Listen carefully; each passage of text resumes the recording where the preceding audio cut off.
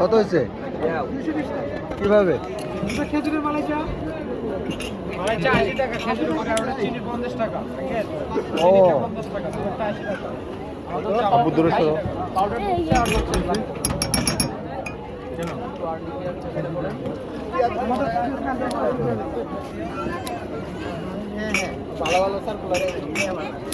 রং চা দিবেন একটা, ঠিক আছে? আর গুড়ের দুধ চা দিবেন 5টা। আর তোমারটা মনে মালটা চা না? আর চকলেট চা, চকলেট কি কি চা আপনার? গুড়ের দুধ চা দিবেন 5টা, ঠিক আছে।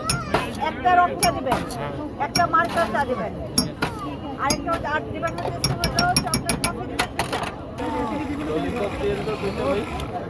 মালটা আর মধ্যে চিনি হবে না।